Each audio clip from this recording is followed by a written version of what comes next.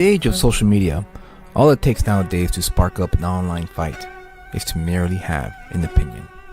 One opinion will cause many to spiral into a pit hole of anger where no one dialogues, only insults the person who has the unpopular or even the popular opinion regarding the latest trends in comic books, movies, or pulp culture. It makes sense given the circumstance. After all, acting tough behind the protective wall of the black mirror we all own and use on a daily basis makes it easy for anyone to jump right into a tirade of insults and threats. Again, just for having an opinion that they may disagree with. I decided to go against that notion.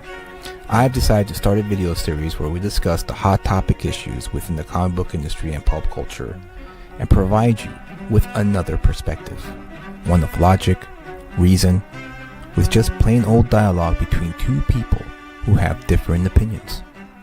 My co-host and I will discuss the pulp culture topics at hand in a fun, engaging, and respectable manner. So, without further ado, let's talk about it.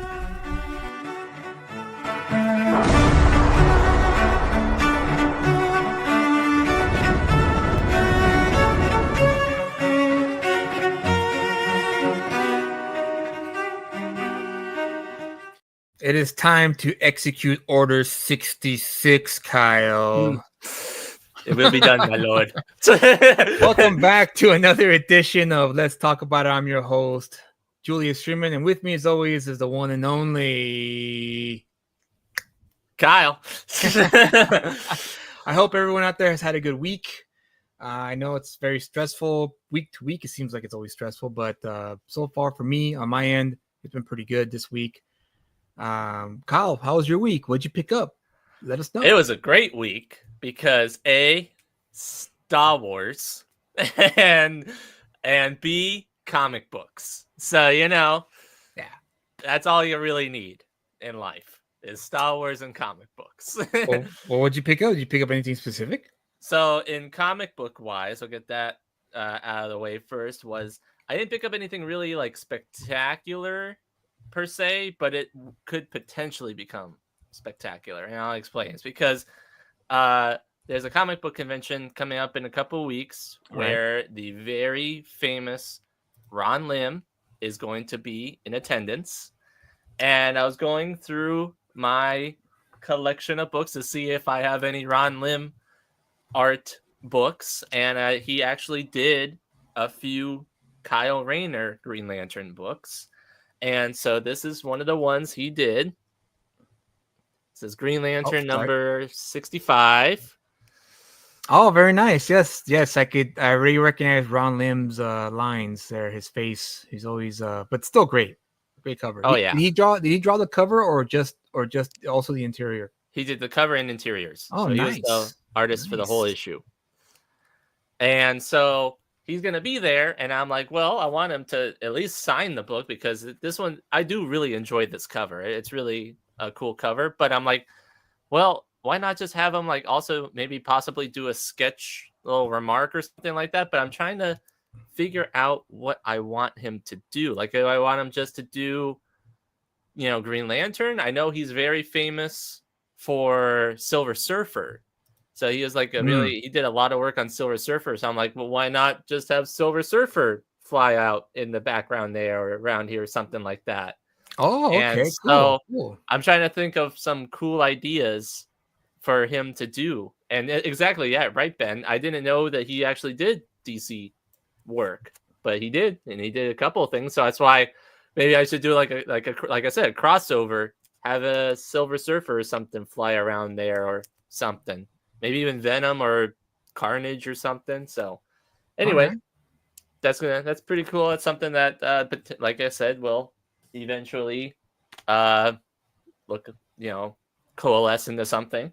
Yeah. And the next thing I was pretty excited about. Now, as you can see, I'm also a procurer of Lego as well. And so I wanted to show it off because this is a ship that I've been wanting for a while now. And they just released it, but it is Jango Fett's Slave One. Oh, nice. They don't call it Slave One anymore, Kyle. I know. They don't call it Slave 1 because it's inappropriate. Jango Fett Starship. For those of you who didn't catch on, that was sarcasm, by the way. Yeah, I know, and that's the sucky part too. Is like, well, if you actually know the story of why it's called Slave 1, it actually is about him becoming a slave, and that's his, breakout from that. Yeah, but see, Kyle, the problem is that you're using logic and reason. Yeah, I know. That's something that's in very short supply these days. But that's pretty cool, dude. I would say that's the nerdiest thing I've ever seen you have. Nerd. Really? Out of all this stuff here? I'm only teasing, but that's cool though. You haven't started building it, obviously. You just got it. I just got it like yesterday. Nice, dude. Nice. I'm gonna watch it. Oh, sorry. Sorry. On top of that, it is also May the 4th on Sunday. Right. So right. I'm going to have a Star Wars. Pressing Colors wants to know: Silver Surfer, the girl or the guy? I mean, come on, like. The girl, right? Obviously the girl, right? Obviously, yeah, sure. That's right. When everybody thinks Silver Surfer, they automatically think of the girl version. Oh, I like this indentured servant. The other one was the prisoners without pay or something like that. I like that, Ben. I like the indentured. Wait, am I pronouncing that right? Indentured servant one. Indentured. Dude, Ben, that's the win of the day, Ben. Yeah, a W for you, Ben, for that one. That was good.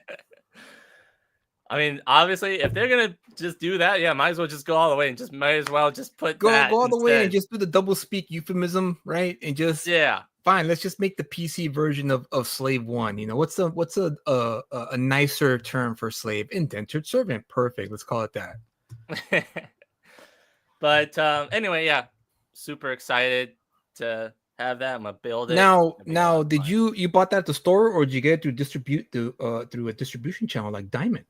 Direct? Oh, I got it at the store. First day, stand in line in the morning, and there was about like 30 other people also in line waiting. Yeah, really? Wow, that's amazing. I keep forgetting that there's a large like Lego fan base that people, kind of, I don't want to say connoisseurs, but what's the word I'm looking for?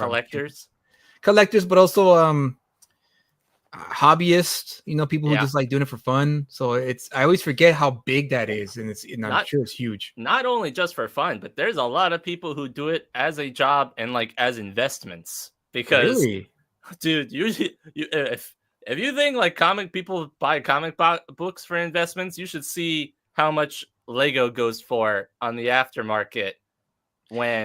Is it because Lego does the same thing as comics? They do a run, and after that, they don't do it anymore.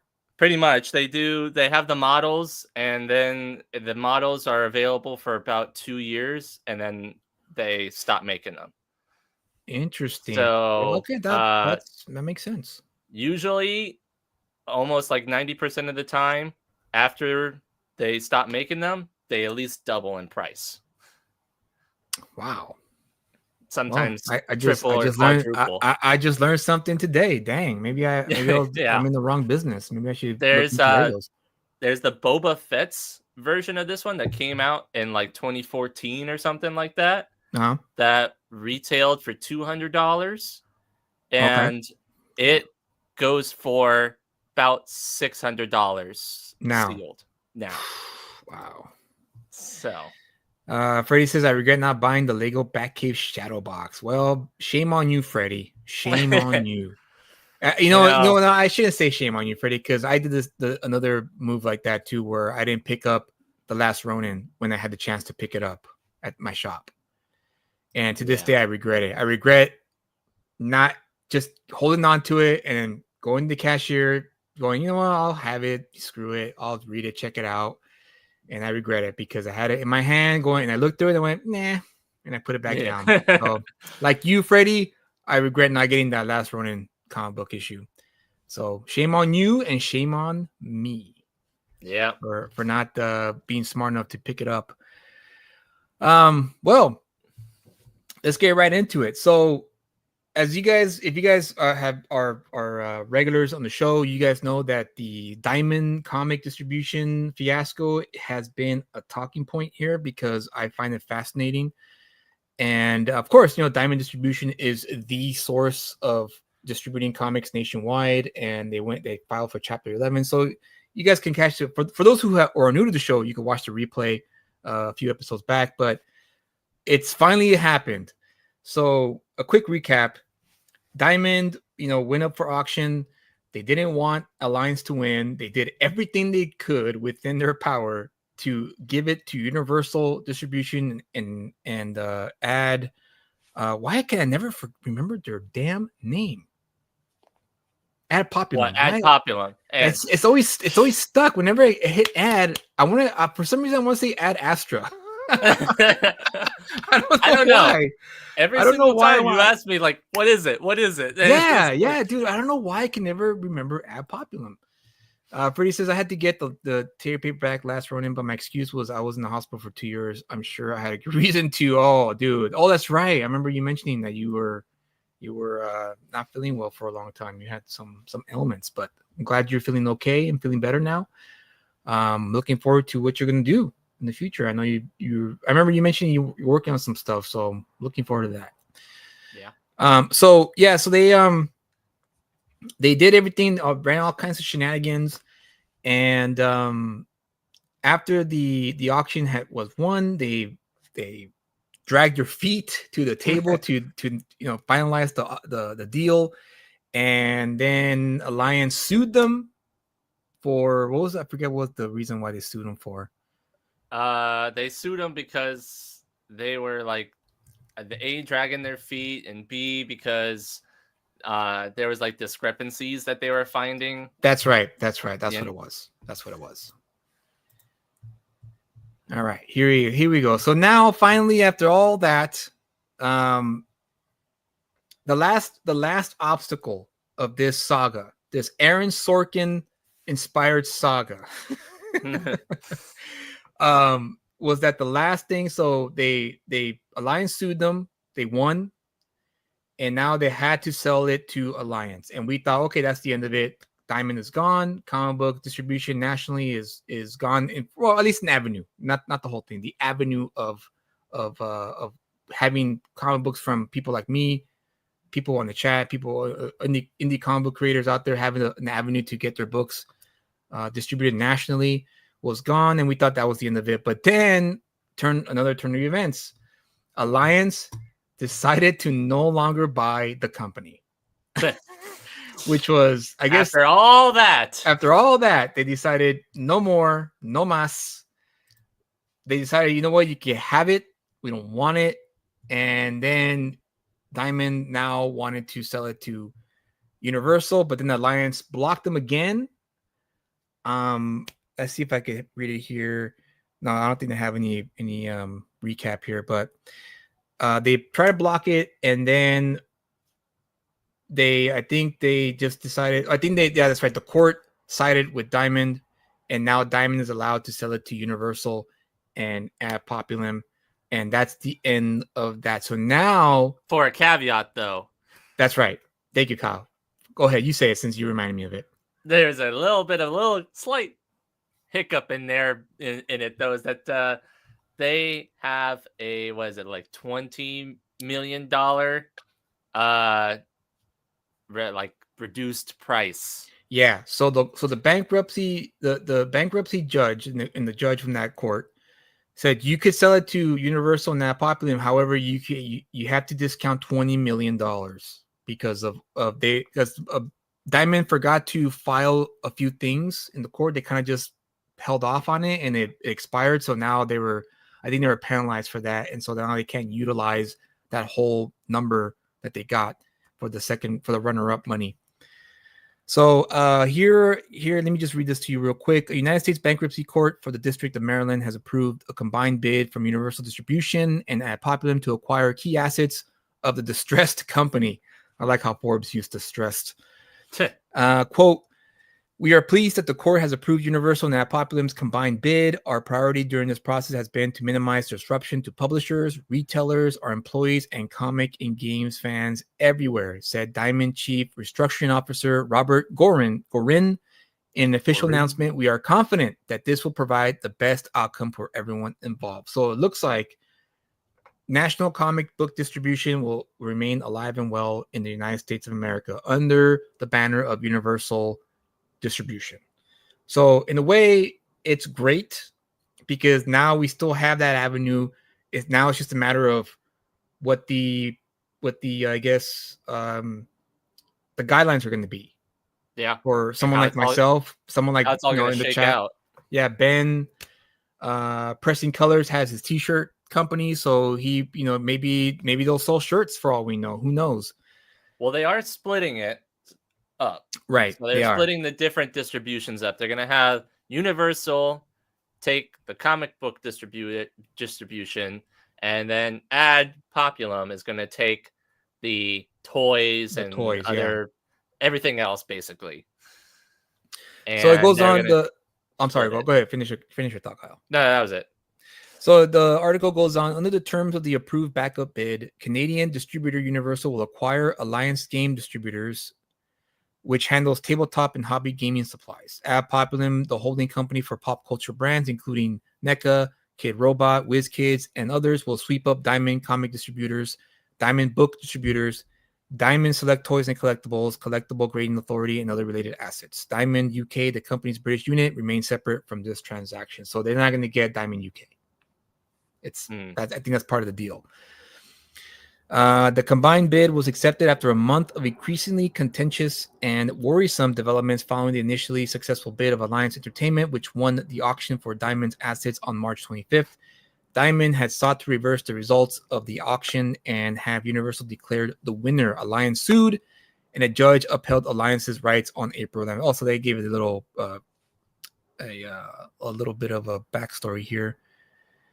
But that didn't settle the matter. We all know that. Blah, blah, blah. I want to see if there's anything. Here we go.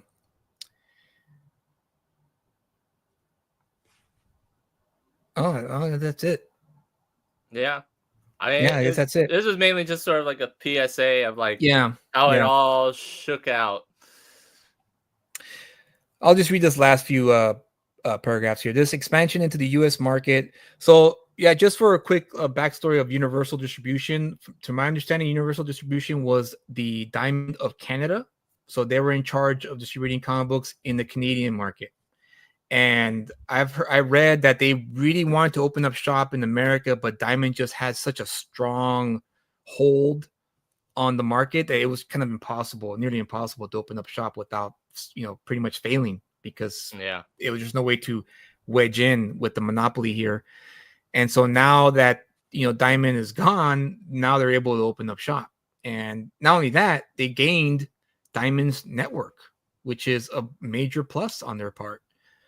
So do you think that we'll see more European comic books come? I believe so. Yeah, unless the tariffs stay intact. Yeah. so I don't know. I hope they're friendlier towards indie comic book creators like myself who have a little bit of stock of books and are able to get into shops nationwide. I hope that this leads to the continuation of a renaissance of sorts, because there's so much great books out there that are not getting the attention that they deserve because of the lack of a helpful hand, I guess, towards indie creators. Because a lot of indie creators we can't compete with the money that Marvel and DC and Image Comics and Dark Horse have in order to, back during the Diamond days, right? Mm-hmm. It was, I think, $2,500 was the minimum amount you had to have in order for them to accept you into their catalog to sell to the stores nationwide. And, for a lot of us, $2,500 may not seem a lot, but if you don't have that money, it's a lot. Yeah. It's better than zero. Yeah, exactly. And there's a risk too. There's a risk of you not being able to sell your book, and you have all this stock that you just spending money on, and you might not get your return on your investment. So it's I'm hoping for the best. I'm not holding my breath, but if it does come down within the next, later in the year, as I'm pretty sure announcements will roll out as to what it is they're going to do to, I guess,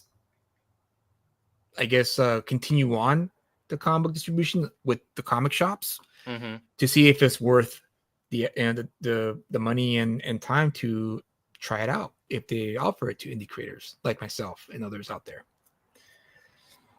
So this quote says, the expansion into the U.S. market through our acquisition of Alliance Games distributors marks a pivotal moment for Universal Distribution, said Angelo, whoa, what a name, Ixharakos. Gosh, I apologize if I butchered that. President and CEO of Universal Distribution.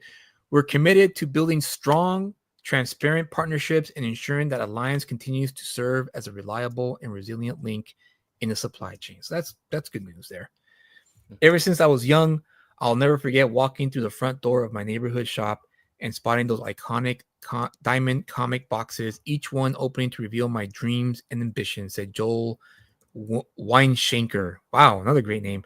Managing director of Ad Populum. We're incredibly excited to build on Diamond's remarkable legacy by bringing Ad Populum's best-in-class sales, marketing, and distribution to the next chapter. So yeah, hopefully it's a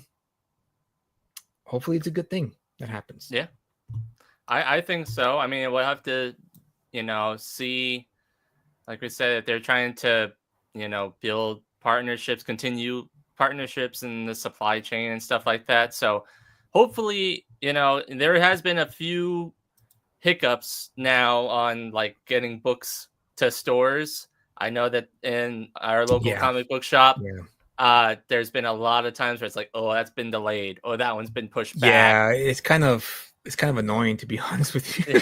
Yeah. So and that's not the fault, and that's not the fault of the shops either. It's the fault of Diamond not being able to keep that in check. But hopefully it does. Hopefully that fixes it. But we'll see. We shall see.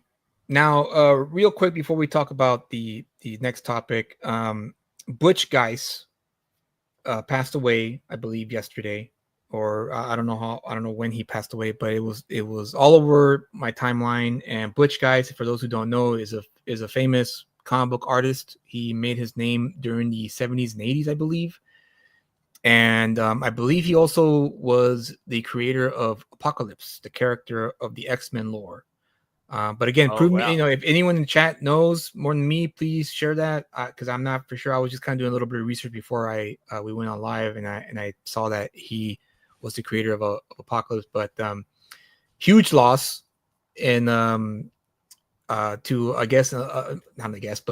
a legend who I guess not many people know anymore nowadays. But hopefully now that he's gone, people are going to start looking at his work and really appreciate what he brought to the table when he was active as a comic book artist. So yeah, I just wanted to mention that. What was there any major stories that you can think of that he did? Or... Yeah, actually, so Kelly Jones is another famous artist. He drew a lot of Batman in the 80s and 90s. He wrote here, I'll only add that Butch Geis saw something in me that I didn't way back in 1982. I couldn't trust myself that I had what it took to make comics, so Butch said, trust him, and I did. He insisted I follow him as the penciler on the Micronauts when he left the title. So he drew Micronauts for a while. It looks like he had a run. For the next couple of months, he would take time from his new gig and help me figure out how to draw a monthly book. Butch's advice and instruction on that matter I use to this day. God, the talent he possessed, but it was his kind heart I will most be striving to follow. I will miss you, brother. So this is a page from his one of his, I guess, when he's running Micronauts. Wow. Again, great artist. I think he did Joseph Ilyich, or I guess that's his. Again, I apologize for butchering your names. Birds of Prey. So Birds of Prey was a huge book in the 90s, in the late 90s, I believe. And Butch Guys here drew the seminal issue of Birds of Prey in which Black Canary and Oracle finally met. And I remember this was a big moment. I remember Wizard Magazine would always point out this moment as a very touching moment because I never read the series, so I don't know exactly. I don't know what the context was in terms of the relationship between Oracle and Black Canary. But this is the first time they met, apparently. Okay. I'm assuming there's probably the key out there that tells you that that's the one that you need to be looking for. And I'm pretty sure it's gonna shoot up now that Yeah. he's gone. So people are gonna snatch that issue up, and I'm pretty sure Birds of Prey, especially the ones he drew, are probably gonna go up in price now. David Williams says, R.I.P. fellow Allegiance Arts comrade in arms and DC and Marvel art titan Butch Guys. We never met, but I knew your works and they were good. May God rest your soul. And there's another piece of his. Another again, great artist. I mean, That's pretty good. Yeah, really great. He would look like he would be, well, obviously not now, but it'd been great if he was an artist for like Conan or like Flash Gordon or something like that. Right. Here you go. Ben says Butch was one of my artistic influences. I love his cross gen series Ruse. Oh, that's right. He drew Ruse. That's right. I forgot about that. Cross gen was this like publisher, Kyle, that kind of popped up out of nowhere. Yeah. And it was like this millionaire from Florida who like wanted to start his own comic book publishing company. And he recruited like the top talent. And he wanted to do a shared universe. But I don't know. I don't know exactly what happened, but it all fell apart like within like the first year or two. Oh man, okay. They went under, and eventually Marvel bought them. And pretty much that's not the story you want to hear. Yeah. Bob Layton, a famous Iron Man artist, says, today I heard the sad news about the passing of my dear friend Butch Guice. We met early in his career, becoming instant friends and teaming up on projects like Iron Man, Solo Avengers, X Factor, and the ill-fated George Romero film Copperhead. To name a few, he was the best of us. And there's another cover of his work. Again, you know, a fantastic artist for sure. That's pretty cool. I like that cover. Yeah, great cover. And then, of course, Mark Miller, his Flash run. So he had a Flash run with Mike Barron. So there's another cover there, Flash. So yeah, again, a huge loss. Oh, there you go. Speaking of which, Kyle. Oh, yeah. There you go. There So Jim Zub just heard the news that artist Butch Guice has passed away. His work will always stun me as a reader when I was growing up. A wonderful blend of realism and atmosphere. Wishing his friends and family strength and solace. So there you go. It's Doctor Strange cover and Conan. Look at that Conan. Yes, Conan. That's what I'm saying. Like he would have been great for Conan. Yeah. Look at that. That's a great Conan. Look at that. What a beauty. Yeah. What a beaut. Beautiful. Beautiful. So yeah, he again left a long-lasting legacy. I think now that he's unfortunately passed away, hopefully a new generation will discover his work and not only appreciate it but be influenced by it. And I think that's what a lot of new artists today should always strive for. Look at the artists who are not well known. I mean, Butch Guice is well known within the sphere of comic books, but outside of that, he's not really well known like a Stan Lee or Jack Kirby or Frank Miller. Right. So hopefully this will lead to a whole new generation discovering his work and just kind of gobbling it up. Honestly, now that I'm looking at it, I'm like, I kind of want to go and collect more because like seeing it, I never really, like you said, he's not a name that pops up frequently. Right. So it's like, you don't really hear about it, but yeah. Oh, look at this. Ben owns a page from Captain America's number 600, Death of Cap, that he drew. Wow, that's pretty cool. That's cool. And Pressing Colors says that Conan is sweet, huh? Pressing Colors. That was a cool one, man. That was really cool. Yeah. And here's some more Wolverine. Gotta love Wolverine, you know. I'm assuming that's Kitty Pryde. I'm not sure who that is. Well, that's Garfield in the corner. Okay, yeah. I don't know, but I'm not sure who this character is here. Luke Cage. And forgive me, I don't know who that character is. Hercules, maybe? Oh yeah, I think that's Hercules, yeah. So yeah, there you have it. Sad passing of a legend, but hey, again, he left a lasting legacy, and now people are going to rediscover his work. Oh, look at this rad X-Men cover. Yeah.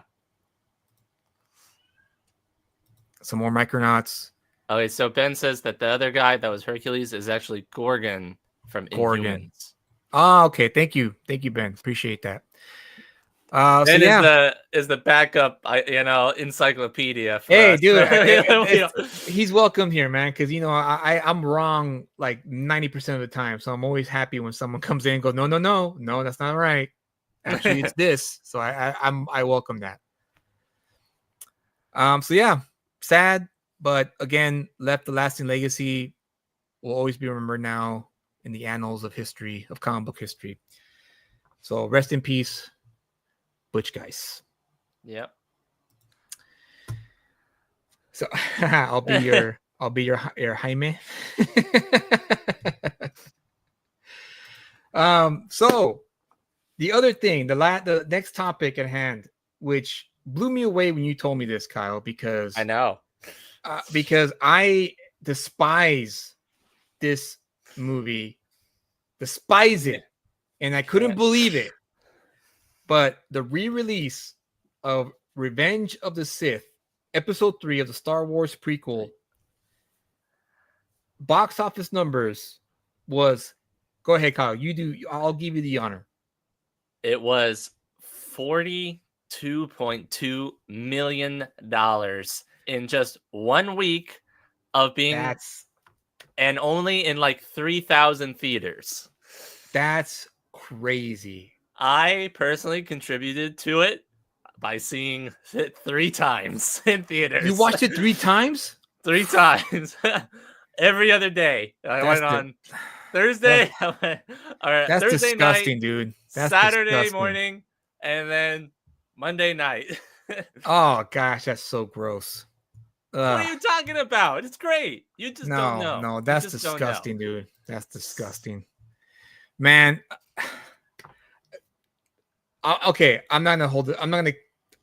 I can't hold my tongue on this one. I hate those movies. Those movies are the most terrible movies ever. With the exception of the lightsaber duel of Episode 1, which was the highlight of the entire trilogy. No.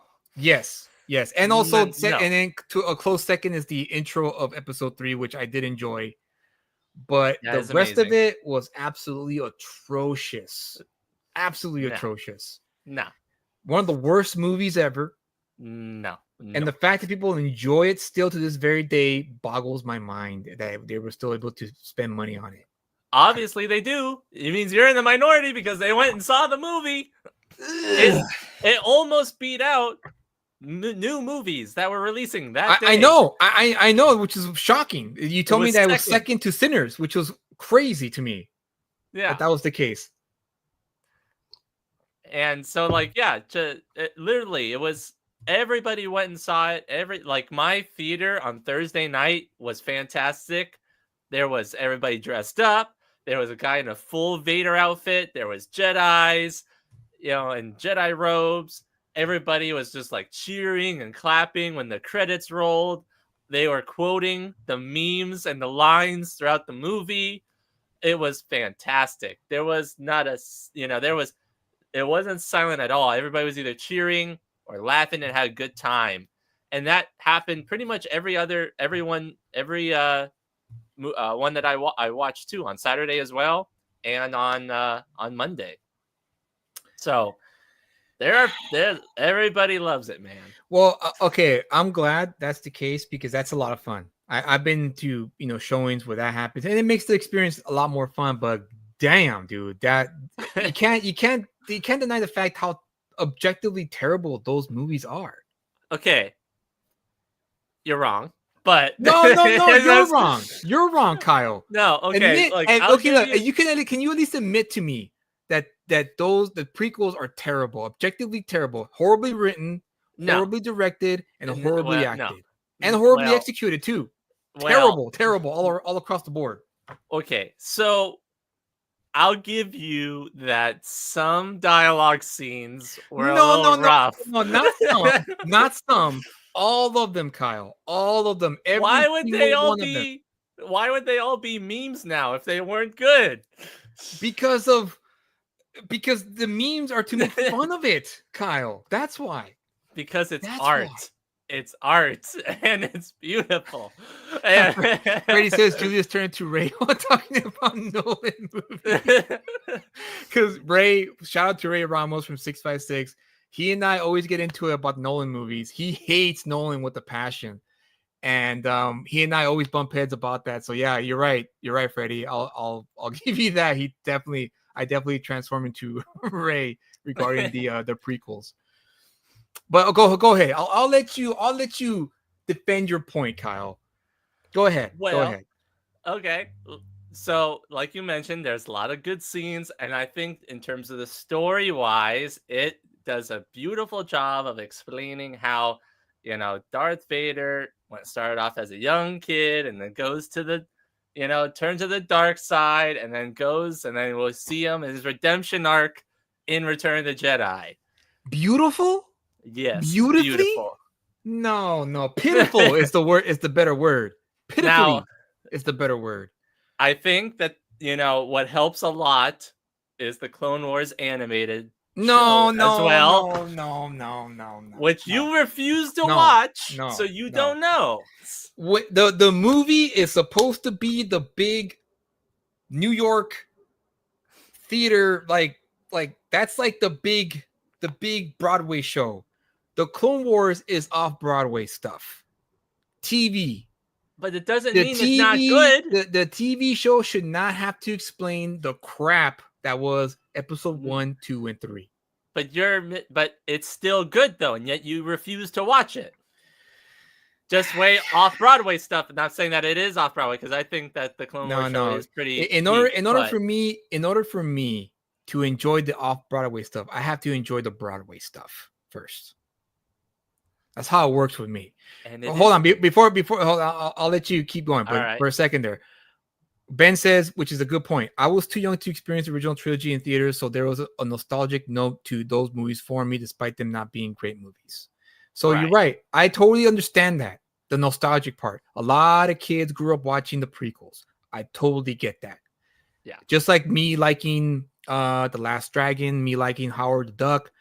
As much as, first of all, I shouldn't have been watching Howard the Duck as a kid. That's number one. But yeah, I ended up watching it anyway. But now I could look back on it. I can still enjoy it, even though. But see, here's the difference between me and you, Kyle. Okay, I won't pay to watch Howard the Duck if they re-release it in theaters. Why not? Why would that be amazing? Because it's a turd. It's a turd. Why am I going to pay for a turd? You can relive your life of living in the actual I'll watch it surround sound. I'll watch it comfortably in my home. But then you get it on the big screen. Nah, it's not worth it. It's not worth it to me. Person Color says Rachel Zegler, Raquel, whatever, became a Snow White meme, and that movie was a flop. Yeah, and again, Freddie, those memes are gold. For sure. Exactly. I agree with you. So therefore, it gets like a lot of points for that. All right. So Benjamin says remove Jar Jar and those movies go up a full star. Yeah, dude. Oh my gosh. Jar Jar was like the worst. The worst, man. I couldn't believe it.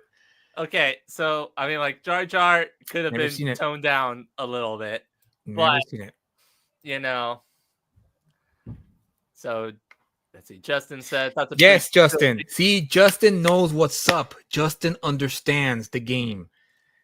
It was definitely like it was a chore to get through. Okay, look, I'll share with you my experience with the trilogy. Okay, just like everyone else, I was a huge Star Wars fan too. I was obsessed with Star Wars growing up, and I waited in line just like everyone else for episode 1.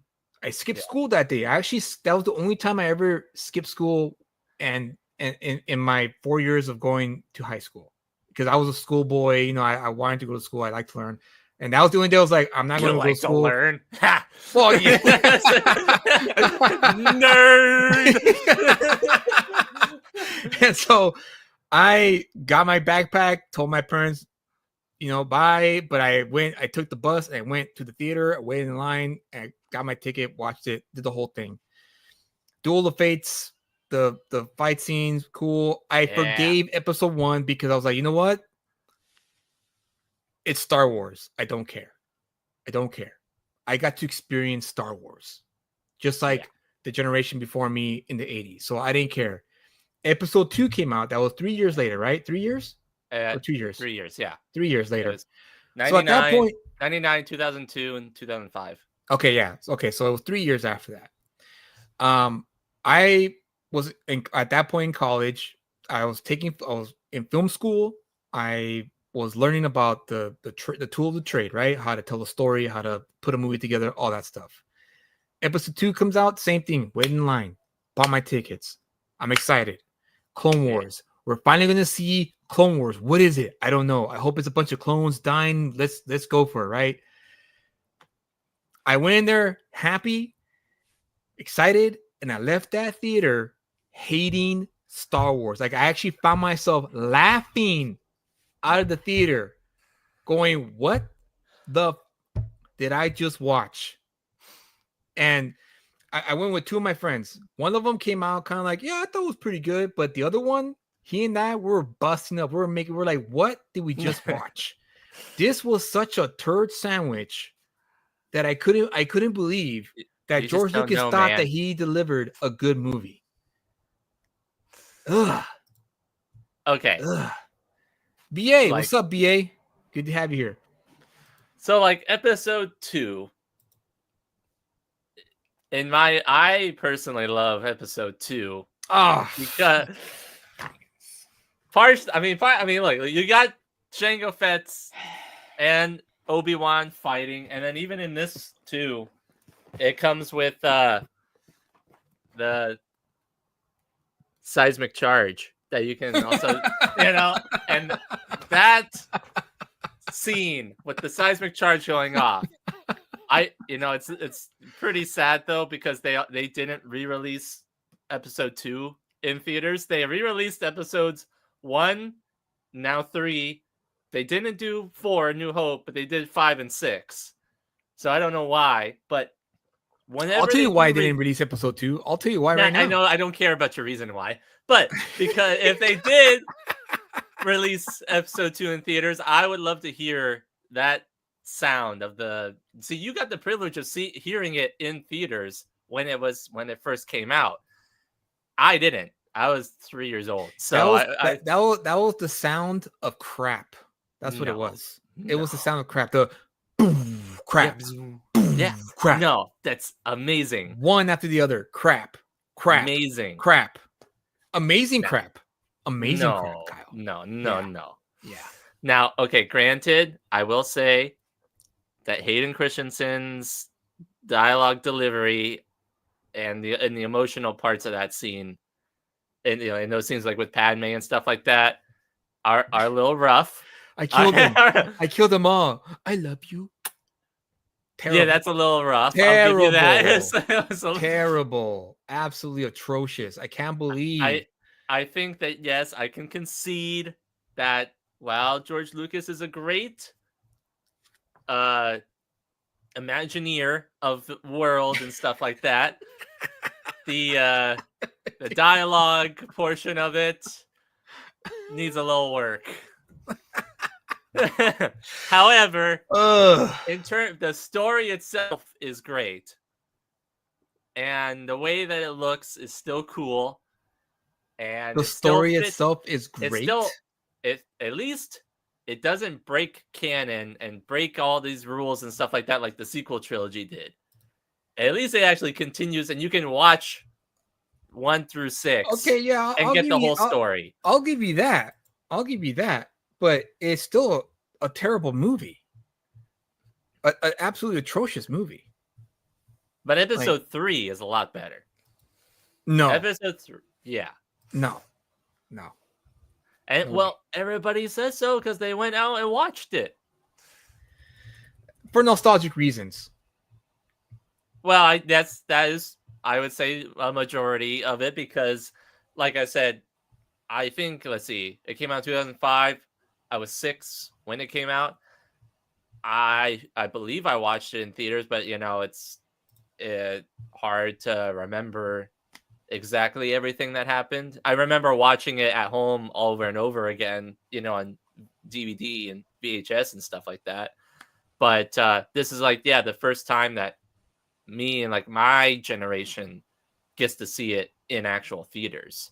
So I think that was a lot of nostalgia factor for it. And on top of that, I mean, the amount of memes and stuff that come out of the third movie, everybody just has so much fun with it.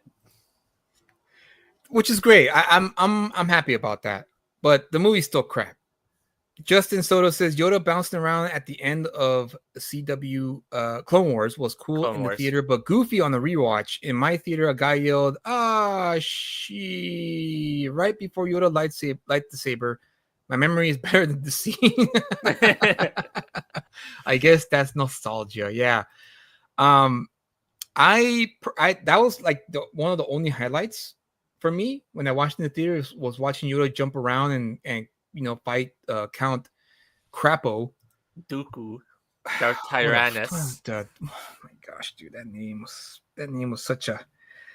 I remember when I first heard the name, I did a double take. I did and I had to look at my friends. What did he say his name was? He's a Dooku, and that was the first time I'm like, wait a minute, what's going on? I was like, okay. And I kept on watching it. The excitement that I had in the beginning was fading fast, and then when I got to about 45 minutes into the movie, it died. It started dying out completely.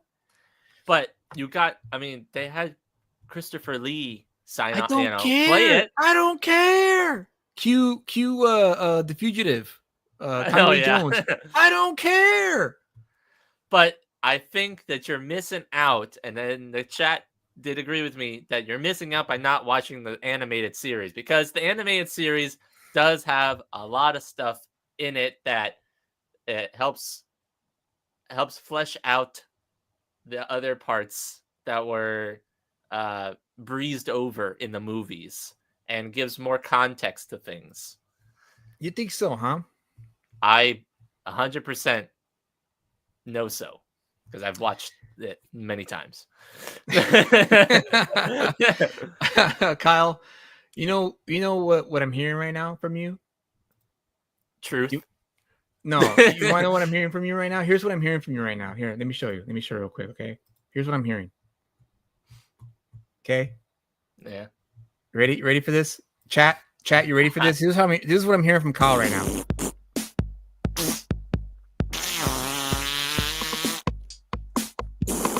Well, it sounds like crap, right? No, I mean, and you, Kyle, it stands down. That music sounds like shit. I mean, at least it sounds like they're having a good bowel movement, maybe, I guess. It's like Touche, Kyle. Touche.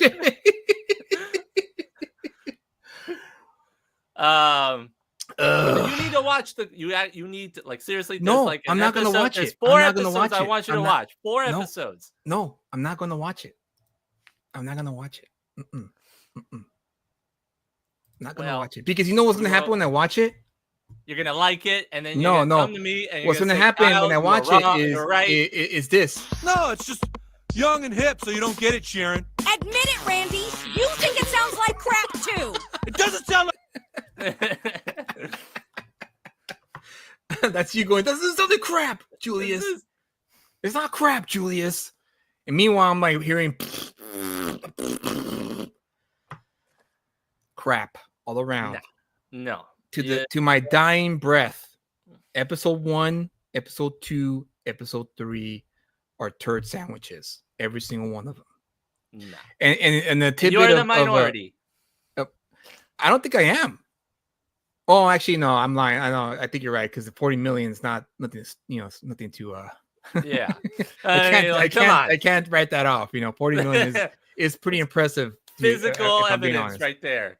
Yeah, I don't understand why. Well, no, I understand why. Nostalgia. That's the only reason why it happened. But terrible. Objectively terrible. I think it's that, and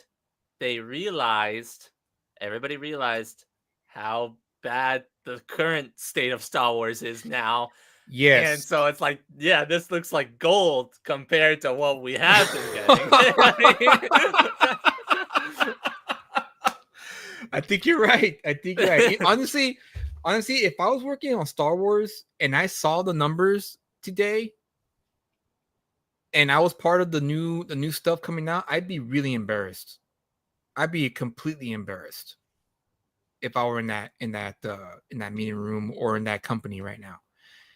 It just goes to show just how much Disney dropped the ball in terms of, because my biggest takeaway of this, which I will agree with you, is nostalgia. But however, it was a movie that parents took their kids to watch. Oh yeah. So that's what made I think that's what made the 40 million, is that all the kids who grew up watching the prequels now have families, are married, have kids. They want to pass on, the good Star Wars, I guess. No air quotes. Is good. No, crap. I'm not saying quotes. it's better than the originals. I'm just saying it's still good. Freddie says if Julius's next project reaches the stretch goal, he watches the 4 episodes Kyle suggests. There you go. I like that idea. Freddie, you deserve a raise for that idea. Freddie, why you gotta put me in the bad spot, dude? Why you gotta do that, Freddie? I thought you had my back, man. That should be a specific. I thought you had my back. That needs to be an actual goal on. I know. It's gonna be a high goal. It's gonna be 40K. Like if you help me reach 40K, I'll watch 4 episodes of the Clone Wars. Get to that amount, you're gonna have to watch at least a whole season. I mean, come on, Yeah, I guess. I'll curate a list of all the best episodes and put it in there. Thank you, Justin, for pointing that out. Divide the 40 million by 3 for the guys that probably watched it 3 times. Kyle. Well, that's true. However, I went with a lot of friends 2 times, and then I also brought my family the other time. So it wasn't just singling me, though. So I watched it personally 3 times. No, but I also brought.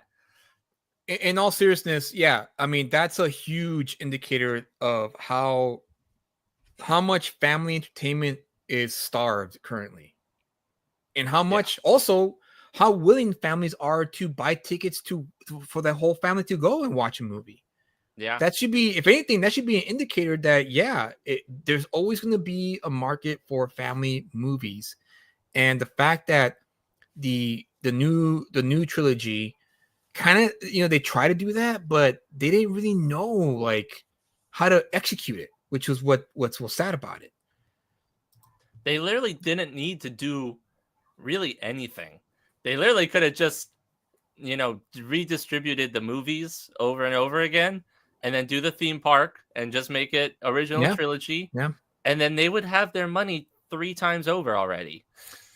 Pressing Color says, I agree with Julius. Disney needs to end the Star Wars saga or sell it. Ooh, that'd be big. But then they're never going to sell it. Pressing Colors. They know they committed $4 billion to buy that property. So not just that property, the whole Lucasfilm property. So Indiana Jones and all that stuff that George Lucas did. So, but I also go ahead.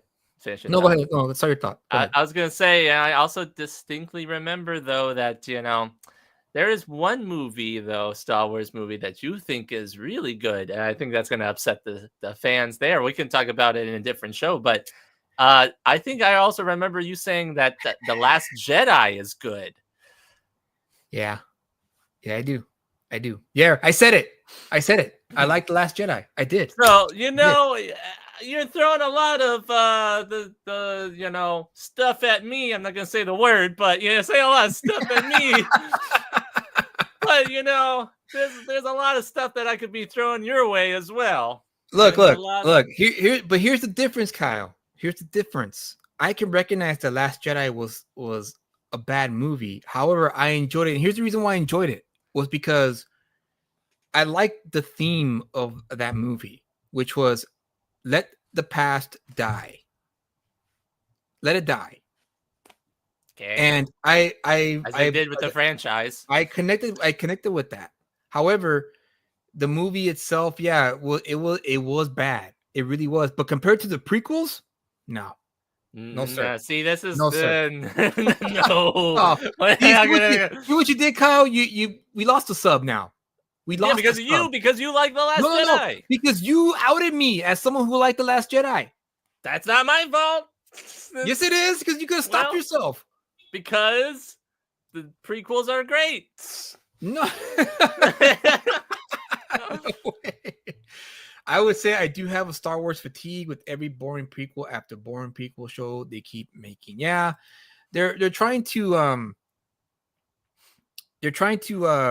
guess salvage the crap that was the new trilogy as well, and they're never going to do it. It's too late. It's done. They could have just simply restarted, or hey, they could have just fired Kathleen Kennedy after the first movie. No, Yeah. maybe after the second movie, because Well, yeah, the Last Jedi, the one that broke everybody's, yeah, the whole everything, destroyed his Star Wars. Oy We will vey. get more into that in another episode because I have a lot. You know what? more to say. I think you and I are going to have a Star Wars battle, and I'm going to have to defend why I, honestly, upon okay, look, I was in a podcast with a group of two other people back in the day, a few years ago, and it was a Star Wars. It was a Star Wars podcast, and we had to watch all the movies, and I had not. It was the first time I had seen Episode 3 because I vowed to never watch Episode 3, and I did, and I stuck to that rule. I stuck to that rule from 2003 until 2000. I think it was 23 when I finally watched. Seriously? Yeah, it was just like dude, a couple years ago. I refused to watch Episode 3. I'm not gonna watch Episode 3. I don't care. I don't care anymore. And then when I had my friend tell me, "Oh yeah, at the end of Episode 3, Darth Vader literally goes no," and I was like, "Well, thank God I didn't pay tickets to watch that crap." The reason why he does that is because Vader's lungs and voice was burned from the lava, so he can't actually speak. So the voice that the Vader suit is like the Stephen Hawking voice that's approximating what he's saying, and because Vader was so filled with grief and anger, it couldn't comprehend what he was trying to say. So it gave it the best case thing that it could do. That makes it so much better. Now I want to watch it again. Exactly. You should go and see it. You should have saw it last week when it was in theaters. No. I would have taken you. No. Like crap at all. I think it's awesome. It is awesome. That's you, Kyle, right now.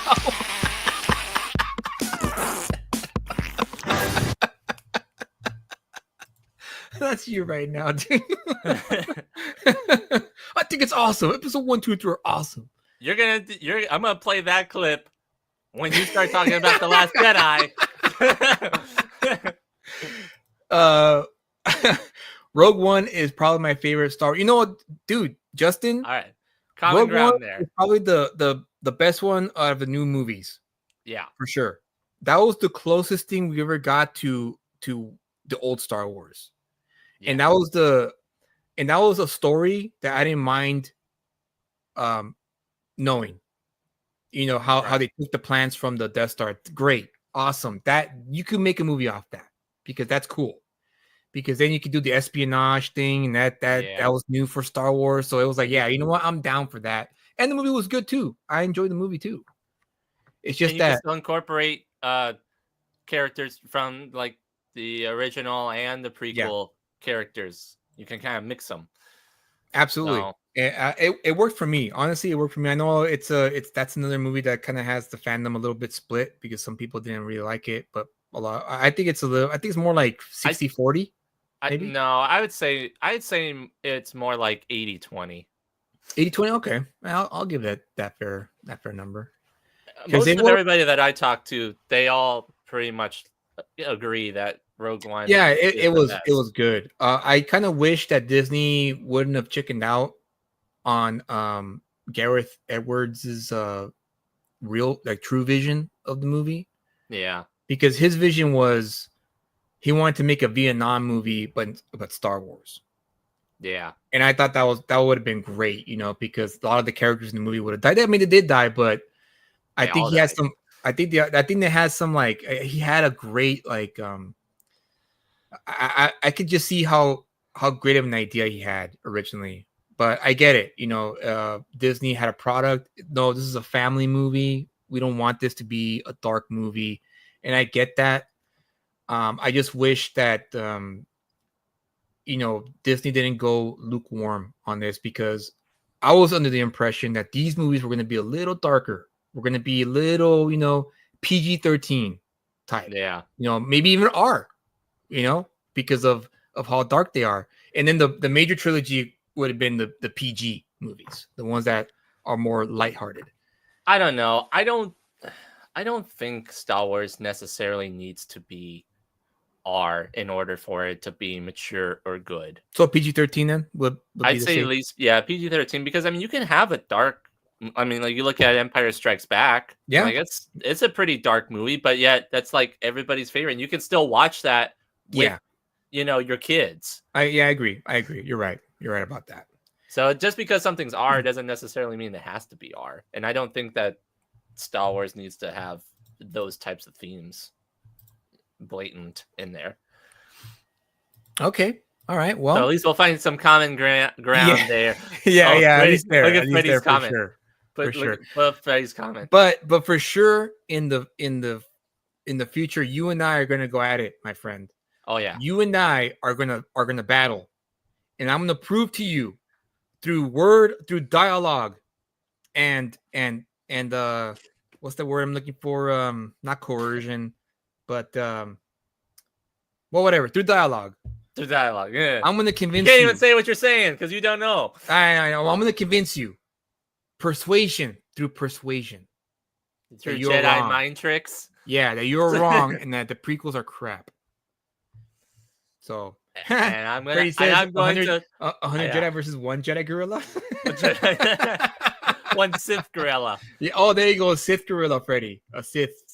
100 Jedi or 1 Sith gorilla with a double-bladed lightsaber. Yeah, Justin Soto says, I think one of the hallmarks of a Star Wars movie is an epic lightsaber. Yeah, absolutely.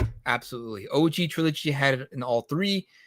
Prequels had it in all 3. Rogue One had the Vader scene. Sequel trilogy had none. Yeah. Absolutely. I agree with that for sure. So, okay. It's set, guys. Kyle and I, in the future episode, we're going to do a full-on debate on me defending Last Jedi. Just the Last Jedi, because the other 2, no. But you're going to admit that those are terrible. Well, because, like I said, at least the Last Jedi, I could connect with the Last Jedi at a certain level. That like makes my skin crawl. But for you in the prequels, great. We'll have the battle, and we'll let the chat decide who had the better points. And you know what? Let's make it interesting, Kyle. If the chat sides with you, I'll watch those stupid Clone Wars episodes. Yeah. There you go. So you heard it here, folks. You heard it here. Then we're going to get together in person, and I'll bring my lightsabers, and then we're going to physically duel one another. and we'll see who really is a fighter. All right. So before we do Is It Worth the Pickup, I wanted to talk about last week's show, which was pretty crazy. Last week we had Tony James, a friend of the show, come on the show with Tyler, Draw and Talk, to talk about crowdfunding and whether or not crowdfunding platforms should do a bit more to spotlight struggling books, and whether or not they're responsible. And of course, last week was a bit if you guys were here, it was pretty intense. Yeah. So I just want to say that I have no ill will towards the guests, because that was the whole idea. The whole idea of Let's Talk About It is to talk about it. Yeah. And if people have their points and people have their stances and opinions, it's welcome here. It's just so as long as the line of disrespect doesn't go way out, But I get it. Some people just don't get along, and that's fine. And kudos to Tyler, because Tyler's the one who asked me to have Tony on the show. And again, kudos to Tony for saying, yeah, I'll do it. And so credit to both of them.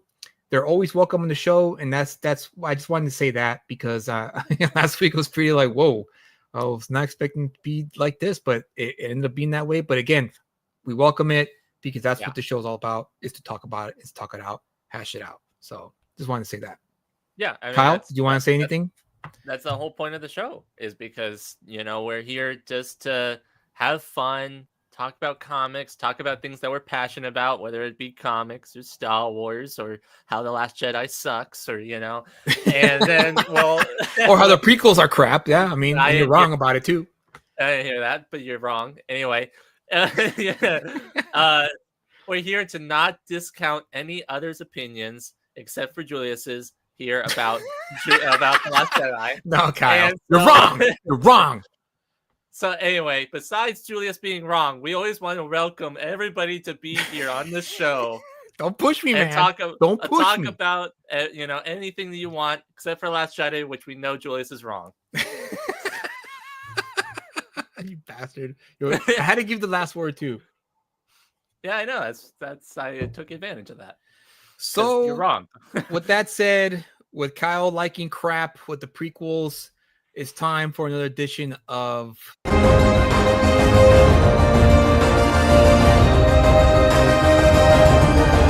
is worth the pickup.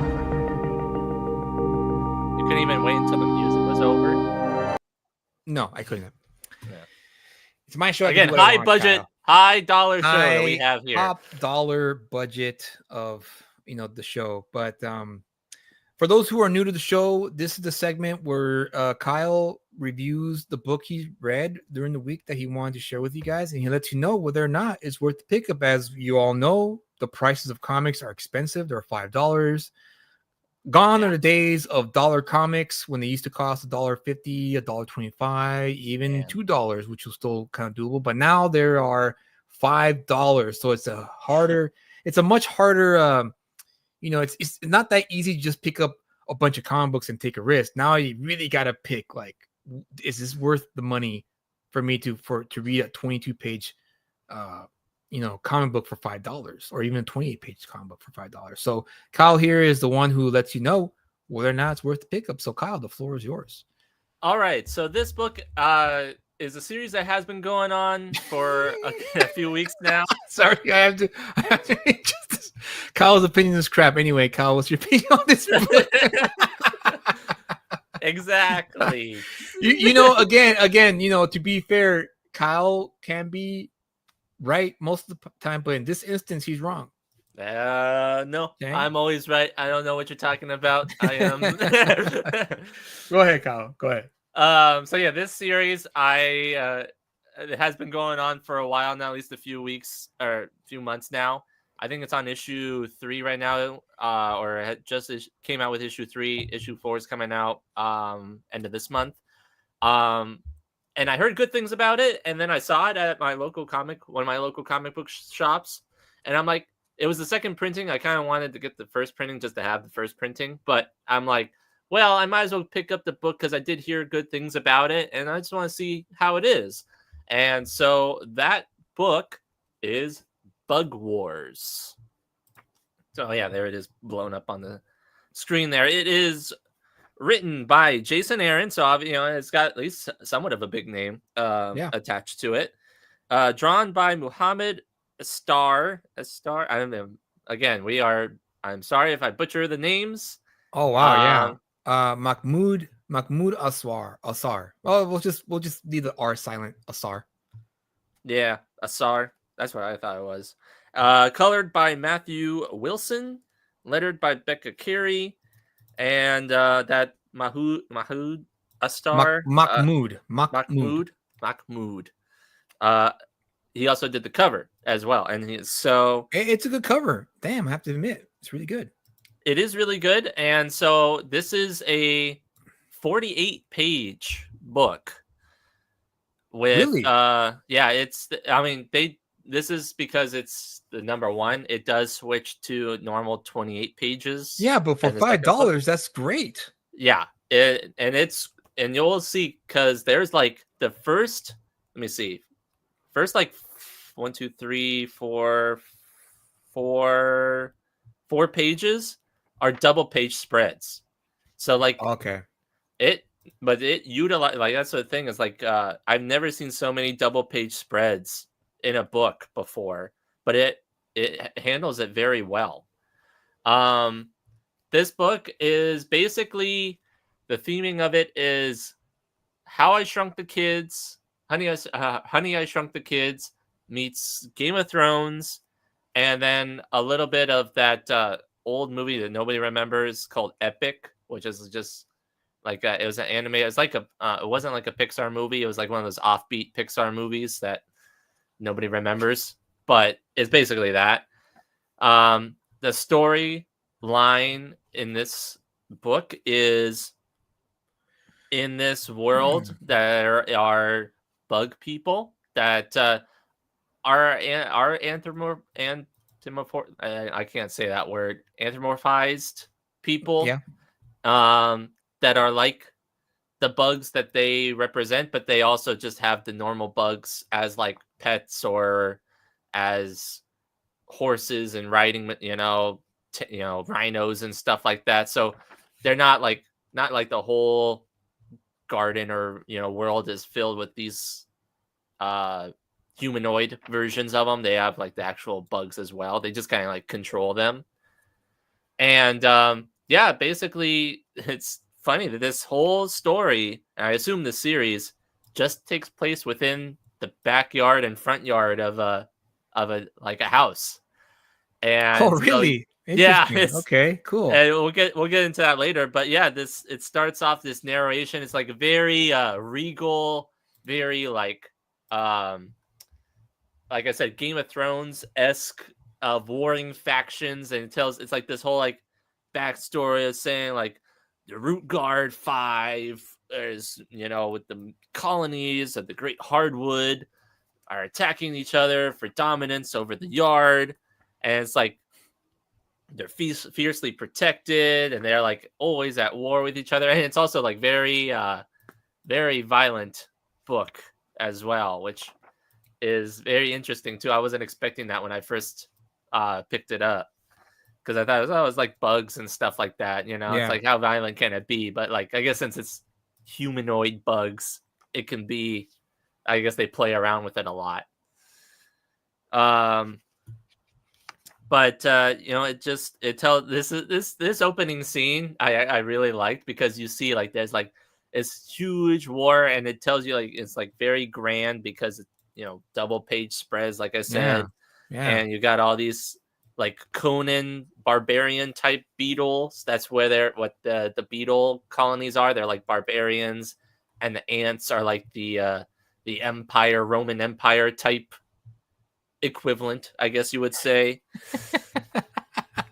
Freddy. Well, it's funny you say. We'll get into that later, but it's that's hilarious. So yeah, it's like very like regal, like I said, lots of big battle. I really enjoyed the artwork in this. Yeah. Like, the chat, Ben and Justin were talking about how it reminds them of Terry Dodson, and if you don't know, Kyle, Terry Dodson was also a very successful comic book artist back in the early 2000s, I believe, in the late 90s, early 2000s. Really good artist. I think he did mainly covers, though, if I remember correctly, or I don't know if he did any interior work. But yeah, I can see the influence here. It's very very influenced by his lines, but also a great eye for sequentials too. This artist Mahmoud. Yeah. Well, and I mean, like, to be fair, like, it's just a big battle that's going on, so there's not really a whole lot of lines that you necessarily need to do. Oh wow, look at this, man! It's intense. I know, that's what I'm telling you. It's like they're like breaking off limbs. There's another page that you'll see where like it really goes. This page right here, the second panel. Oh whoa, yeah. Dude, that's crazy, like, gnarly. So like they don't hold back. They really show. But since it's like bug-ish, I guess they can get away with it by not using blood or anything like. They can say it's like, oh, it's bug Look at juice. this long shot. What a great shot here. All this composition, all this layer. Look at that. Far background, middle ground, the foreground. Fantastic use of the space here. For sure. I did wish though, since I wish they had mirrored that panel right here with the being cut, because that's supposed to be the guy that's talking in the first panel. And so he's being attacked from behind. I wish it was mirrored because he's facing that way towards the people. So it'd be more of a shock. I think the reason why it was drawn that way is because of the eye line. So if you look at the first panel here, it starts here and you read down and your eye is going here. And then when you get to the second panel, the tip of the sword leads you here this way because of this word balloon. So it leads you down here. So you're right. Like but I would have thought though that you would be following the momentum of the sword. So like you go down. Yeah, it does kind of look like the breaking of the 180 line, as they call it, the camera line. But I can see, but at the same time, I can understand why. It's because it's all about the eye line where your eye follows the page. But go on, keep going. So then you get them doing like a final. Look at that. That's crazy. Yeah, like they're cutting them up and stuff, and you can see him being split in half by that warrior. Oh yeah, there he is, right there. Right there. There's a guy.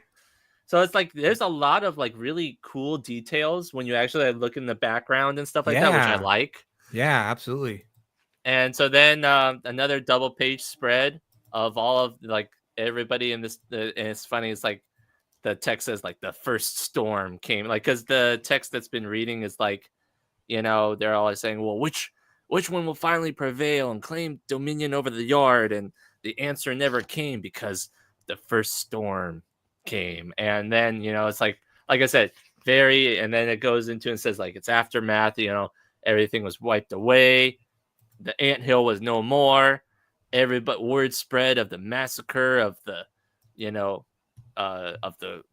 quickly across the yard. It tells you about some of the it tells you about like where it spread to, like from the bees. The war, then the lords of the honey thicket, the maggot monks, swarm city, witches of Werweb.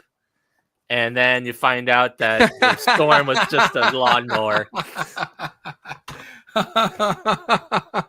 That's pretty good. I like that. I like that. So that whole this was like what? How many pages was this? This was here in the PDF is 9. 3, 4, 5, 6, 7, 8, 14. So I cut out some pages. But so 14 pages in on that huge battle. And then we finally get, like the main characters, and it was like just the lawnmower that just shredded all of them. That's pretty great. But anyway, this is where, like I said, we get introduced to the main characters of this story, where you've got the younger boy who is wants to be an entomologist and study bugs. He likes bugs and stuff like that. I mean, pretty fitting. It'd be kind of weird if you had a thing called Bug Wars and your main protagonist didn't like bugs or something like that, or not obsessed with bugs. Like, what if he was in like the rock and roll or something like that? That'd be kind of weird. But he likes bugs. The mom, is a single mom because the dad died. We later find out why. And then the older brother, the dad was an entomologist. Is that him too? The dad? That's the dad. Okay. He was running experiments on bugs and, trying to, do what you do with bugs, I guess. And the big brother, which is pictured here, when he was a kid, went down into the basement and saw what happened to the bugs and what the bugs did to his dad. Oh, wow. Look at that. Yeah. So, whoa. The big brother kind of doesn't like bugs. Yeah. Okay. Wow. That's what a splash. Look at that splash page. Yeah. So the big brother, every single chance he gets, tries to smush and kill. And Bugs. is that the guy who at the lawnmower? Yeah, he was the guy with Okay. the lawnmower. Okay. So this is a flashback to him as a child.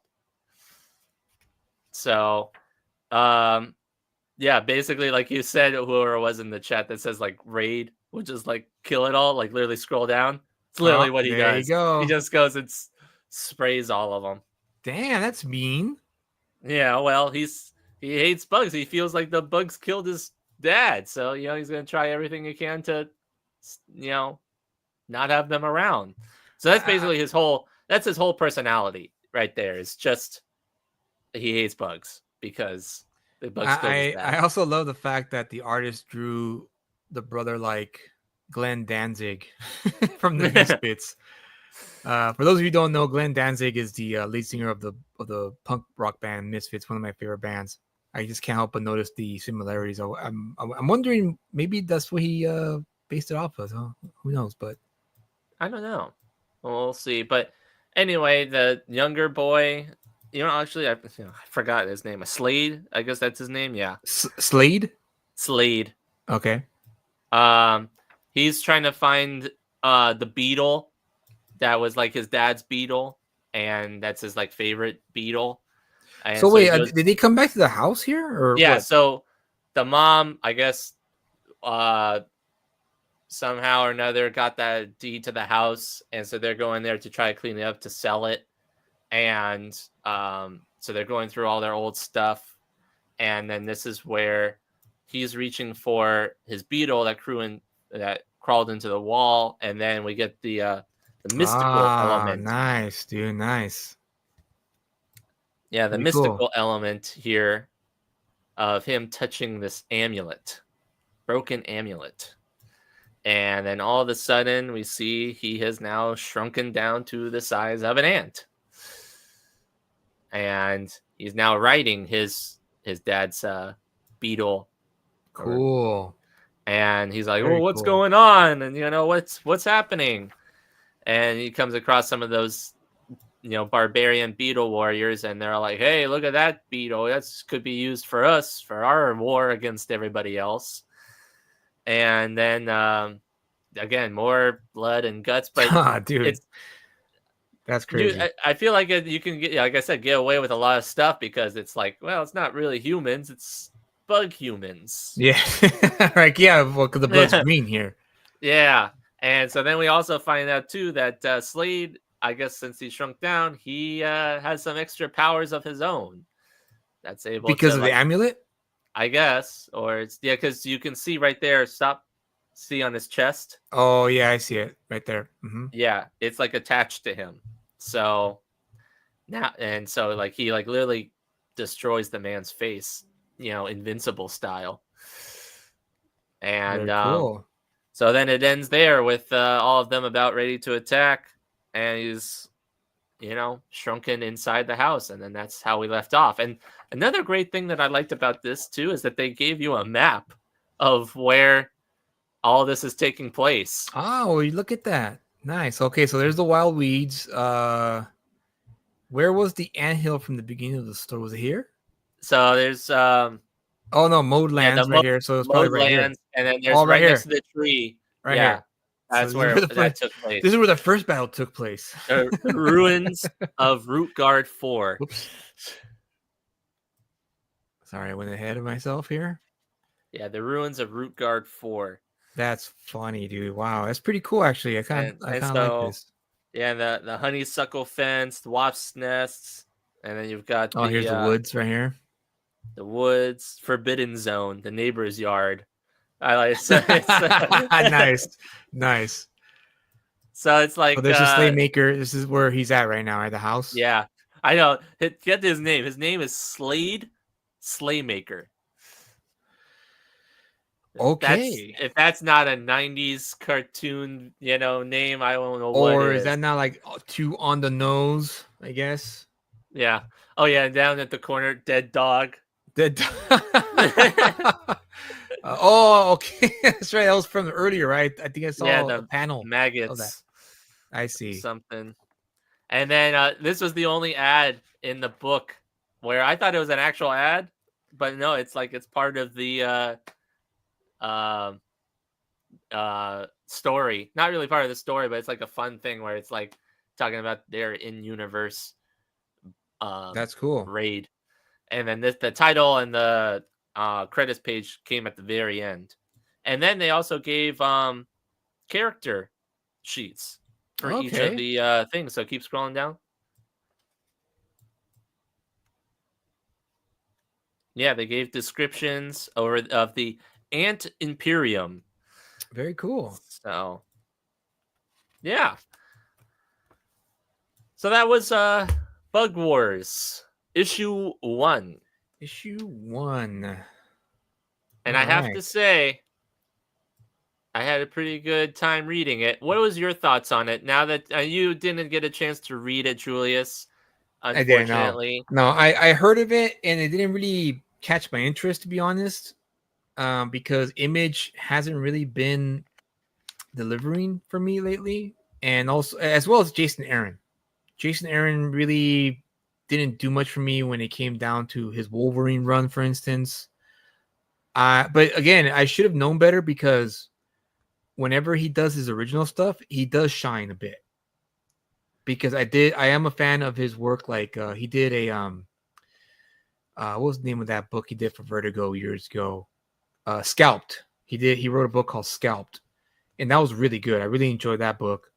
And then I think he also had played a part in that one football comic book that was done by Image as well. But I don't know how involved he was in that one. But he also did another one that I liked, which was it was about Cain. Cain walking the earth, like the brother of Adam. Not the brother of Adam. Okay. The brother Right. of Abel. Yeah, that was a cool. Son of Adam. Son of Adam, yeah. Or no, yeah, Son of Adam. So I forgot the name of that book though, because it was a while back. But I really like that one too. And so I should have picked it up, but now that I'm looking at it, I kind of want to read this now. Yeah. I actually does look like Ben says, it looks like a fun book, and that's all we want for our entertainment, right? Just something fun, something entertaining, something that we could sink our teeth into and enjoy. And can you okay, sorry. But yeah, like I said though, this story is it's a very simple story. It's like I said, it's just like it was basically just battles, and then the kid, predictably finds a magical item, shrinks him down, Yeah. and then it's going to be thrusted into this world. Which, I mean, that's basically how most all adventure stories kind of happen, but it's fun, and I think that's the main takeaway that I had while reading this, is that I had a good time reading this. Yeah, And which is always the plus when you read comics. Yeah, and I think that's something that like I said, it's a pretty simple concept. But there's a lot of room to have fun with that, and it seems like they are. It seems like they are kind of taking that in strides, and it's like, well, why can't we just do it? Yeah, and I think too, it's good that they're kind of, at least from what I'm looking at, limiting the number of bugs that they're using, because if you're looking at it, with this concept, you could really go all out, and because there's so many bugs and so many different things that you can do, and I'm sure there's a ton of ideas that they could do. And I think keeping it more simplified, of just saying, okay, we're mainly just going to focus on the main type of bugs that you'll see, like beetles, flies, bees, ants, and spiders. And that's pretty much it, and they show you those what they're gonna be. And I think, okay, at least we're not gonna be talking about oh, this is the praying mantis thing, and this is the tribe, and this is the thing. It's right. You can go way down the list and stuff like that. But I think that this is it's a fun book, and again, the art in it really sold me on it more than anything, for sure. And it really fits the story well. This artist, this a star guy. So, like I said, there's a few things though that I probably would have changed up at the panel thing, like with the sword. I would have changed that, but I really enjoyed the double page spreads throughout it. Yeah, those are really great to look at, and it really did add a layer of excitement for this kind of book. Because yeah, when things are that small, it does look epic, to us, So it made sense that they decided to. I don't know if that was Jason Aaron. I don't know if it was the artist, or I don't know if it was both. Maybe it could have been a collaboration of sorts where maybe they threw ideas at each other and they came to the conclusion like, yeah, it's obvious that we should do 2-page spreads for this introduction to this massive epic story, and then we hit the reader hard with like, oh, it's the lawnmower, which Yeah, made it in the garden. Yeah, I actually laughed. Actually genuinely laugh at that because it was a great. I didn't know that was coming. In other words. Yeah, I know. I didn't either. Like that's what it says. Like it's Bug Wars. You don't really know what's going on. Like you said, you think you pretty much kind of know the story, but like it is funny when you read it. Like I said, you read this and it's like very, Game of Thrones esque. Yeah. Very royal fighting, barbaric wars and stuff like that. I'm like, oh, cool. This is gonna be like a really interesting. I'm like, I didn't know. Like, is this gonna be like just all this? Like, it's just gonna be warring factions type thing? And then you realize, oh no, it's just the lawnmower comes and wipes them all away. That's cool. So, and this is a second printing, so obviously it's doing well. With readers. I don't know whether or not it did a third printing. Let me see. I think they did because I remember seeing it. Do a third printing. I remember seeing it when at the shop and going, "Oh wow, third printing! Wow, this book must be, hitting all the marks." So good on Jason Aaron. He's been, doing pretty good so far. I'm liking what he's doing with the turtle book, and now that I see this, I'm like, okay, maybe it's time for me to. Obviously, I might have to wait. Either I'll probably borrow them from you, or maybe wait until I get the trade. To read it, but yeah, cool, dude. Yeah, because I think it's just a short issue series. It's not. It's not an ongoing. I'm not sure. I think it's a short issue series. Okay. Well, I mean, if it is, it's fine because those can be great sometimes too. Short series. Yeah.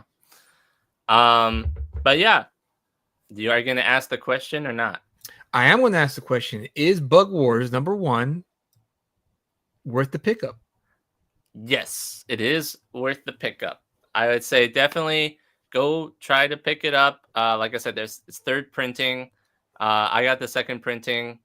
I'm sure it's probably somewhere in the back bins of your comic shop. And like I said, Hopefully. there's the other 2 issues. I have them here. I haven't read them yet.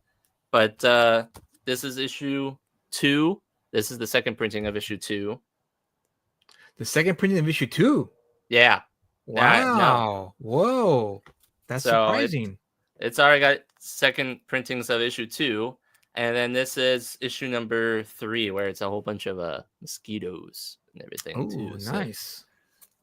And I'm like, and then there's another one coming up that's like all the spiders and everything like that too. So like I said, there's lots of ideas that they could throw, and with each bug having its own type of lore behind it, and you can really play around with it. So yeah, absolutely. That's cool. I wonder how many entomologist bug experts they have helping them through, like, oh well, this is the red ants are the main worker ants of the colonies and stuff like that, so you need to have them be like this. Or is it they just kind of like, yeah, might as well just have that be that, and it's like, yeah, well, it's not really supposed to be that way, but it looks cool, so let's just do it. So it'd be kind of interesting to see that. But and that cover for the first issue is really good. That should have. I mean, I came late in the game. I think I saw issue 2 on the shelves one time at the shop, but I didn't see issue 1. If I had seen issue 1, I probably would have picked it up. Yeah, because that cover is pretty cool.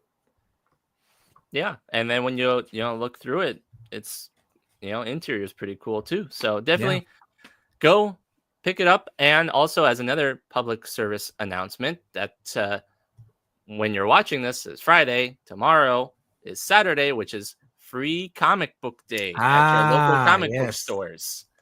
So if you want to go to your local comic book store, they will have free comic books for you. Some of them do discounts, some of them do sales, some of them have other fun stuff that they're doing. So go to your local comic book shop, see what they're doing, go support your local comic book shops because man, they need it. And for sure. And so also remember to like, comment, subscribe to the channel. Watch our other videos. We've been having some really great guests on recently, and we've been talking about a lot of stuff. And just remember, Julius is wrong about The Last Jedi, and every opportunity is a new experience. Build those experiences and read more comics. Well said. We are going to have more guests on in the near future. I've been talking to a few creators who want to be on in the capacity of like either joining us in the discussion of the topic of the night or a straight up interview. I'm going to try to have Per Berg on again for issue 2 because we had such a great time, going through issue 1 with him. We might do the same thing for issue 2 where he comes on and we go through the book, or he's part of the discussion of the topic. Yeah. So we'll see how that works out. Hopefully that's the case. I mean, it all depends on whether or not it's available, but I am talking to other creators who want to come on to talk about crowdfunding, talk about their books, and also talk about, what they think indie comic books should be and where it should go. So, cause I'm all about that. We're all about that. We're all about talking about the state of the industry and trying to find ways to not revitalize it, because it doesn't need revitalizing, just something where we keep it going, where we get new readers, because that's what we need. We need new readers coming in to enjoy the comics again. So hopefully that's the case. And also, I want to also get involved, not get involved, but also find vendors as well to come on the show to talk about running a comic shop and what it takes to get your book in a comic shop. Because again, this show is all about trying to cultivate a culture of support for indie and mainstream alike. So watch out for that. All right. Sounds good. I'm looking forward to it. Yeah, same here. With that said, I think that sums up the show. Well, hang on. You're wrong about The Last Jedi. Just like you're wrong about the prequels. A bunch of crap upon crap, with the exception of the Duel of Fates with Darth Maul and Qui-Gon and Obi-Wan. That's the only highlight of that entire trilogy. That is a fantastic moment. So yeah, so we could at least agree there. Oh yeah, and along with the rest of the trilogy as well. So Freddie says the mosquitoes have West Nile carriers and are suicide bombers. Come on, man. You should invite the new owners of Diamond. Ooh, that'd be kind of cool. Yeah, I think they're going to be way busy running a big, huge national corporation. I don't think they're going to have time to come on. We got it in a budget. We can get them on. Maybe if we know someone who knows someone who knows them, maybe we could do it that way. Because that'd be interesting having the owners come on. Hey, Oli, what's up, dude? Yeah. We'll have our people talk to their people. Yeah, because we're so connected in the industry that we can get anyone on the show. But yeah, that's pretty much the show, guys. Thank you again for joining us. It's always great to have you here because we love talking comics, and we're glad that people who like comics are also here to talk with us about comics. So join us for the next show. We don't know what the next topic will be. We kind of figure that out during the week. Yeah, Oli, where you been, bro? Where you been? Come on, it's the same time. Yeah, it's over.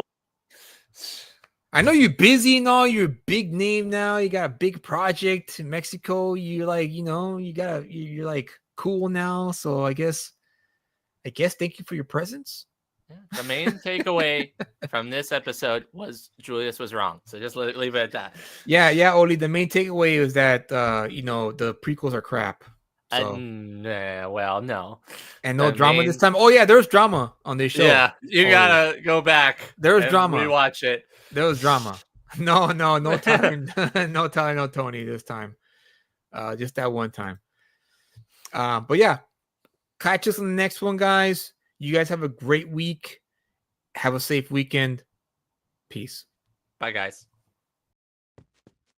It was an ordinary night during an ordinary jog when Matt Guerra stepped into his destiny.